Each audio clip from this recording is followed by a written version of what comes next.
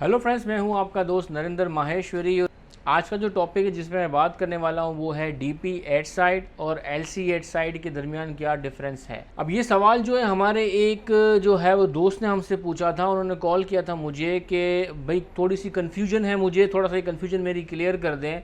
तो उन्होंने कहा कि जो है मेरी बायर के साथ डील हो रही है और मैंने बायर को जो है वो कहा है कि मुझे जो है वो एलसी एट साइड के ऊपर जो है आपके साथ काम करना है, लेकिन बायर जो है वो कह रहा है कि एलसी एट साइड बहुत महंगा पड़ रहा है मुझे, आप डीपी एट साइड पे काम करें, ये दोनों सेम चीज़ें ही हैं।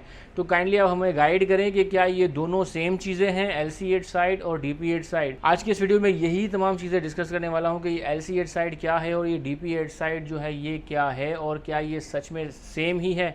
तो डिटेल के साथ सब चीज़ें मैं आपके साथ एक्सप्लेन करने वाला हूँ। इस वीडियो के एंड तक ये तमाम कॉन्सेप्ट क्लियर हो चुके होंगे आपके जहन के अंदर अगर आपने इस वीडियो को कंप्लीट एंड तक देखा।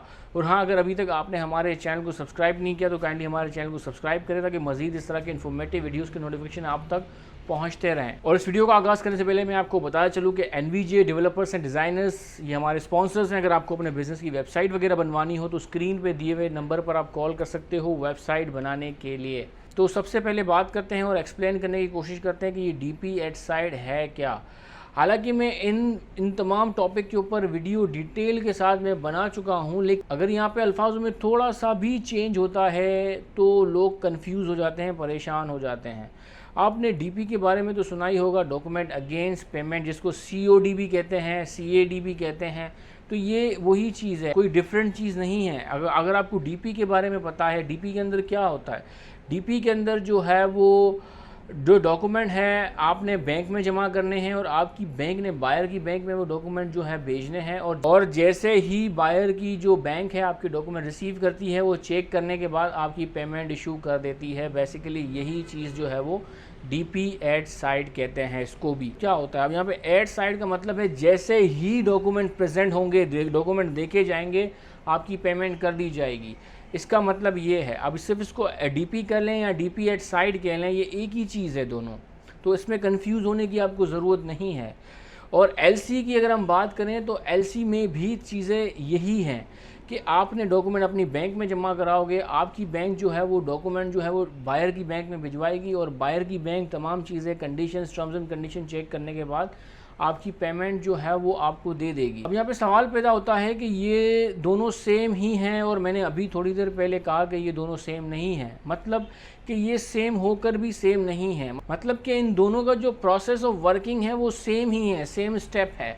लेकिन एलसी और डीपी के अंदर बहुत ही ज़्यादा डिफरेंस है। अब हम इस डिफरेंस को जो है वो समझते हैं। डीपी के अंदर क्या होता है, डीपी के अंदर आपका बायर और आपके बायर की बैंक जो है वो किसी भी तरीके से जो है वो बाउंड नहीं होती।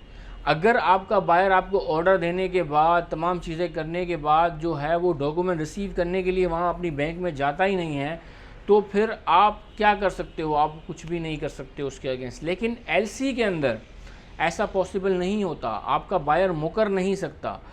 आपके बायर को जो है वो डॉक्यूमेंट रिसीव करना होगा, और जो बैंक जैसे ही आपके डॉक्यूमेंट बायर के बैंक में पहुंचेंगे, बायर की बैंक जो है वो तमाम terms and conditions, document check करने के बाद अगर ओके होगा तो वो डायरेक्ट पेमेंट कर देगी आपकी बैंक को। लेकिन डीपी के अंदर ऐसा नहीं होता। डीपी के अंदर जो है बायर अगर मुकर जाएगा तो फिर आपके लिए बहुत बड़ी प्रॉब्लम हो सकती है। जिस भाई ने हमसे सवाल पूछा था तो उसको हमने जो है समझाने की कोशिश की कि अपने बायर को आप कन्विंस करें कि वो एलसी की तरफ आए या एटलीस्ट 50% एडवांस आपको वो भेज दें, क्योंकि डीपी के अंदर रिस्क होता है।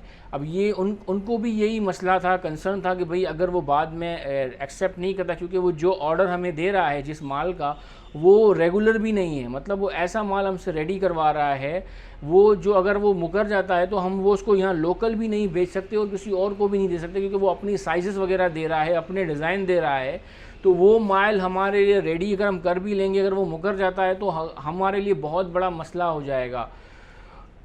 और जब मैंने से ये पूछा कि वैल्यू कितनी है, तो वैल्यू भी बहुत ज़्यादा थी, मतलब कि अच्छी खासी वैल्यू उसके ऊपर थी। तो फिर उन्होंने मुझसे सवाल किया कि क्या करना चाहिए, डीपी एट साइड के ऊपर काम करना चाहिए कि नहीं करना चाहिए, आप मशवरा दें। तो उन्होंने मुझसे मेरा मशवरा पूछा, तो मैंने उनसे जो है ये पूछा कि ये बताएं कि वैल्यू कितनी है। तो वैल्यू उन्होंने मुझे बताया, वैल्यू बहुत ज़्यादा थी उस जो है वो कंसाइनमेंट की।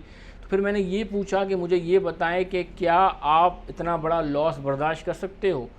अगर जो है लॉस 2-3 लाख 4 लाख रुपए का अगर होता है और आप बर्दाश्त कर सकते हो तो फिर उस कंडीशन के अंदर तो आप काम करें डीपी के अंदर, क्योंकि यहाँ कंपटीशन बहुत ज़्यादा है, टफ है कंपटीशन। लेकिन अगर लॉस बहुत ज़्यादा हो जाए और आप उसको बेयर ना कर पाओ, अब मैंने ये उनको समझाया कि आप फ़र्ज़ करें कि वो बंदा जो है मुकर जाता है और आपका माल नहीं उठाता, तो क्या आप उसके बाद आप जो है वो सर्वाइव कर पाओगे। तो उन्होंने कहा कि नहीं, हम नहीं कर पाएंगे। तो फिर मैंने कहा उस कंडीशन के अंदर आप डीपी के ऊपर काम ना करो, आप एलसी रिकमेंड करो, बेहतर यही है, क्योंकि आपका प्रॉफिट इसके अंदर 10% या 20% होगा, लेकिन आपका जो लॉस हो जाएगा वो 100% होगा, वो आपको रास्ते पर ले आएगा।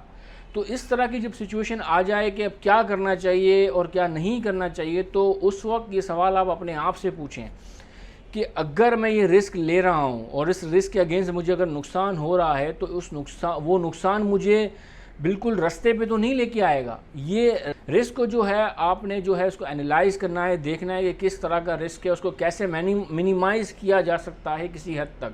इसीलिए हम कह रहे होते हैं कि भाई एटलीस्ट 50% एडवांस हम उनसे ले लो, और 50% आपके पास आ गया ना, तो एक ये सपोर्ट हो जाता है कि 50% तो उसकी मेरे पास जो है वो अमाउंट आ गई। अब मुझे अगर सस्ता भी बेचना पड़ेगा तो फिर मुझे इतना ज़्यादा लॉस नहीं होगा।